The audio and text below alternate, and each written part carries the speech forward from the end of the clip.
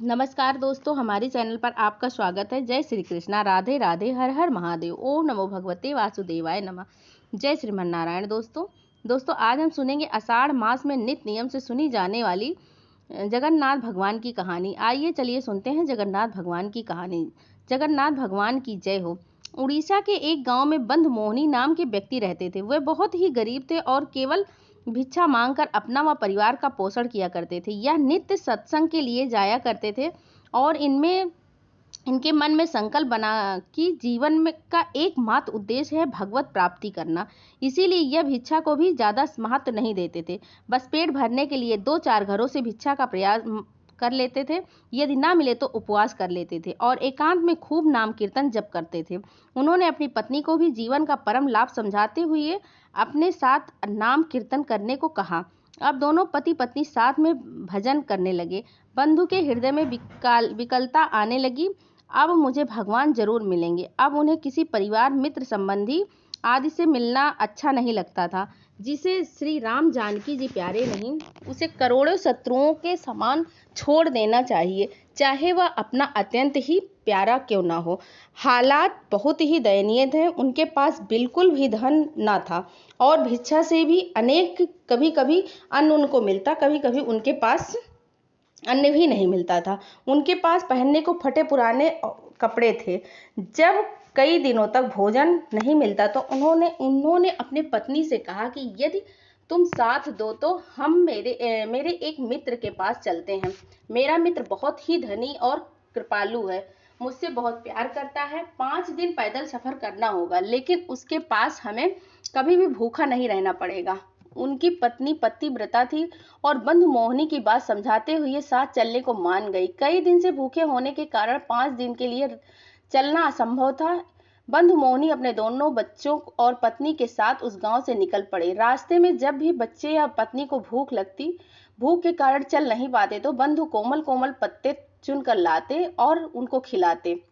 उन्हें कई बार केवल पानी पीकर ही संतोष करना पड़ता। वह सब आगे बढ़ते रहे। अंदर से प्रभु मिलन की चाह इतनी तीव्र थी कि बंधु मोहिनी को भूख की परवाह नहीं थी, लेकिन अपने बच्चों और पत्नी की भूख से तड़पते देखकर अंदर ही अंदर भगवान से रोते हुए प्रार्थना करने लगे कि हे प्रभु, मैं तो भूखा रह सकता हूँ, पर मेरे बच्चे कैसे इतना कष्ट झेल पाएंगे। ऐसा ना हो कि कहीं हम आप तक पहुंच ही ना पाए। इसीलिए मुझे इतना सामर्थ्य देना कि मैं शीघ्र ही आप तक पहुंच जाऊं। बंधु मोहिनी को परिवार लड़खड़ाते हुए किसी तरह 5 दिन में जगन्नाथपुरी पहुंचा। श्री जगन्नाथ जी मंदिर के दूर से दर्शन करते ही बंधु मोहिनी साष्टांग लेटकर भूमि पर लेटने लगा और अपने पत्नी से कहने लगा कि मेरे कृपालु प्रभु के दर्शन हो गए। यही मेरे यार है। मैं कह रहा था ना, मेरे मित्र के बारे में, यही वही है। मेरे प्रीतम, मेरे दीन बंधु स्वामी हैं। इनके सामर्थ्य से हम यहाँ तक पहुंच गए हैं। अब चाहे प्राण भी छूट जाए कोई परवाह नहीं है।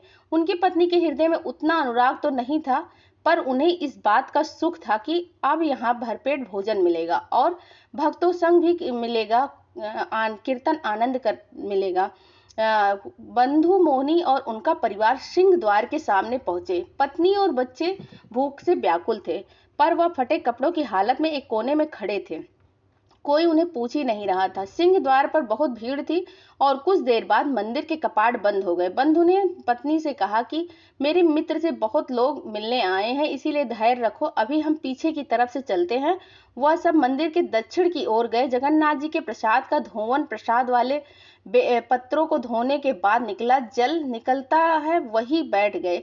बंधुओं ने सबसे पहले कि इस पानी में प्रभु के पत्र धोए जाते हैं, हम अभी इसे ही पीते हैं और कीर्तन करते हैं। हम लोग बहुत भाग्यशाली हैं कि हमें प्रभु के प्रसादी जल पीने को मिल रहा है।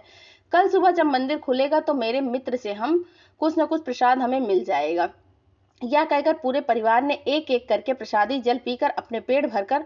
पत्नी सोच रही थी कि इनके मित्र का तो पता नहीं, पर मैं धन्य हो गई कि ऐसा अनुरागी और धैर्यवान पति मुझे मिला है। वह बंधु से कहती है कि आप जैसे राजी हैं हम वैसे आपके साथ रह लेंगे, हमें कोई कष्ट नहीं है। बंधु पूरा समय वही जल निकाल निकाल कर सबको पिलाते रहे और बोले तुम लोग सो जाओ, सुबह मंदिर के पट खुलेंगे तब हमें प्रसादी जरूर मिलेगा। बंधु प्रभु की प्रशंसा के लिए वहीं बैठकर नाम कीर्तन करने लगा और मन ही मन भगवान को धन्यवाद करने लगे। भाव में प्रभु के से कहने लगे कि हे प्रभु, हे नाथ, आपने मुझे अपने धाम बुला लिया। मेरे मन में कोई कामना नहीं है, पर आप बस कुछ ऐसी कृपा करो कि मेरी पत्नी का विश्वास टूटने न पाए। आप मेरे मित्र हो, जिसे जितना चाहे कष्ट दो, पर मेरी पत्नी से मेरे कहने पर इतना कष्ट सहते हुए यहाँ तक आई है और मेरे ही आज्ञा से भजन कीर्तन करती है। इसका विश्वास कहीं टूट न जाए। जगन्नाथ जी के मंदिर से में भंडार गृह होता है, जहाँ कई दिनों तक प्रसाद रहता है। उस भंडार गृह पर रात को ताला लगा दिया जाता है। भगवान वहां से एक थाल में सुंदर भोजन सजाकर मंदिर के बाहर लेकर आए। फिर वह एक ब्राह्मण के वेश में खड़े होकर आवाज देने लगे, बंधु मोहिनी नाम का कोई भक्त आया है क्या? देखो, भगवान ने तुम्हारे लिए प्रसाद भेजा। रात में बंधु और उसका परिवार वहीं सो रहे थे। अपना नाम सुनकर बंधु उठा और अपनी पत्नी से कहने लगा, कोई मुझे पुकार रहा है क्या? बंधु उठे और घबराते हुए उसके पास गए। जहां जाकर देखा तो एक ब्राह्मण हाथ में एक विशाल रत्न जड़ित थाल में बहुत सारा प्रसाद लिए खड़े हुए थे। ब्राह्मण ने मुस्कुराते हुए कहा, प्रभु ने अंदर से तुम्हारे लिए भोजन की थाली भेजी है, इसे ले जाओ और प्रसाद खाकर थाल अपने पास ही रख लेना। मैं कल सुबह उसे वापस लेने आऊंगा। बंधु का हृदय विकल होने लगा और कांपते हाथों से उन्होंने थाल अपने हाथों में ले लिया। वह अपनी पत्नी से कहने लगे कि देखो, मैं कह रहा था ना, मेरे मित्र मुझे बहुत प्यार करते हैं। इतनी सब भीड़ चली गई तो अब उनको फुर्सत मिली है, मेरे लिए प्रसाद भेजा है। कहते कहते वह एकदम आनंदित होने लगते हैं। आज कई दिनों बाद पूरे परिवार ने उस प्रसाद से भरपेट भोजन किया। प्रसाद खाकर बंधु ने विचार किया कि इस थाल को अभी कहीं पहुंचा नहीं सकते, तो अपने फटे कपड़ों में लपेट करके अपने सिरहाने पर रख लिया। अगले दिन सुबह जब भंडार गृह खोला गया तो सबने देखा कि सामग्री अस्त व्यस्त थी। भोग का थाल गायब था और प्रसाद भी बिखरा हुआ था। बहुमूल्य थाल गायब होने पर सब हैरान हो गए थे। लोग थाल ढूंढ रहे थे। बाहर निकलने पर बाहर नाले के समीप उन्होंने देखा कि रत्नों वाला थाल एक फटे कपड़े में बंधा चमक रहा था। शोर मचने लगा और सब सेवक बंधु मोहिनी को मारने पीटने लगे। सब कहने लगे कि यही चोर है। बंधु की पत्नी रोने लगी और बोली कि कैसे मित्र हैं तुम्हारे, रात में प्रसाद खिलाते हैं और सुबह पिटवाते हैं। तुम तो कहते हो कि बहुत कृपालु हैं। उधर बंधु को जैसे ही थप्पड़ पड़ता वह जगन्नाथ जगन्नाथ कहते हुए नाम जप करते रहता। प्रभु अपने भक्त की स्थिति और धैर्य की ऐसी परीक्षा लेते हैं। कभी ऐसा संयोग बने तो हमें भी सह लेना चाहिए और उसे भगवान की इच्छा मानकर आनंदित होना चाहिए। बंधु मोहिनी आनंद में मग्न होते हुए नाम जप करते रहे।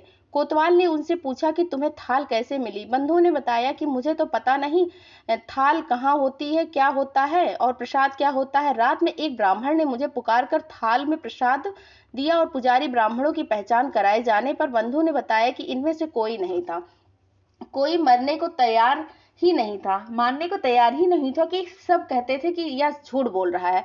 अधिकारी कहने लगे कि यदि यह अंदर घुसा होता तो बाहर प्रधान द्वार पर ही भी ताला टूटा होता। यह थाल और प्रसाद लेने अंदर कैसे जा सकता है? उधर भीड़ बंधु को नीच दृष्टि से देखने लगी। सब कहने लगी कि देखो, यह गरीब कैसे जगन्नाथ जी के मंदिर में चोरी करने से भी नहीं रुका। बंधु मन ही मन हंसने लगा और प्रभु की लीला देखकर प्रसन्न होते रहे। वह अपनी पत्नी की दशा देखकर प्रार्थना करने लगे कि प्रभु, मुझे तो आपकी हर चाल का पता है, लेकिन आपकी कृपा पर मेरी पत्नी का अंधविश्वास होने मत देना। पुरी के राजा प्रताप रुद्र गहन निद्रा में थे। प्रभु उनके सपने में आए और कहने लगे कि तुम यहाँ चैन से सो रहे हो, बाहर मेरे भक्त को चोर कहकर दुख दिया जा रहा है। तेरे कर्मचारी मेरे भक्त की पूजा न करके उसे गालियां दे रहे हैं, उसके साथ मारपीट कर रहे हैं। मैंने रात में स्वयं उसे अपने भोग के थाल को प्रसाद दिया था। वह मेरे प्रेमी और परम भक्त हैं। जल्दी जाओ और उससे क्षमा मांगो। तुम्हारे राज्य में यदि ऐसे भक्त का अपमान हुआ तो मैं तुम्हें दंड दूंगा। प्रभु की भी विचित्र लीला है। एक तरफ भक्त को पिटवा रहे हैं और दूसरी तरफ राजा से उसकी पूजा करने को कह रहे हैं। प्रताप रुद्र जी आज्ञा करते हुए प्रभु कहने लगे कि मेरा आदेश है कि आज से मेरे मंदिर में संपूर्ण हिसाब किताब अधिकारी वही होगा। उसके दस्तखत से ही मेरे पूरे मंदिर की व्यवस्था चलेगी। यह कहकर भगवान अंतर्ध्यान हो गए।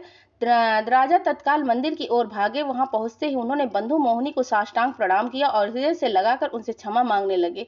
सबके सामने उन्होंने घोषणा कर दी कि जगन्नाथ जी का सीधा आदेश है कि आज से मंदिर का पूर्ण अधिकारी यही होगा। इसी के दस्तखत से मंदिर की सब व्यवस्था चलेगी। बंधु वही अपने फटे पुराने कपड़े में हाथ जोड़कर दैन्य भाव से खड़े रहे। राजा ने उनसे कहा कि प्रभु ने जो आदेश दिया है कृपया आप उसे स्वीकार करें। आज भी जगन्नाथपुरी में बंधु मोहिनी जी के वंशज मंदिर की सेवा करते हैं। करते आ रहे हैं। सारा हिसाब किताब उन्हीं बंधु मोहिनी जी के वंशज संभालते हैं।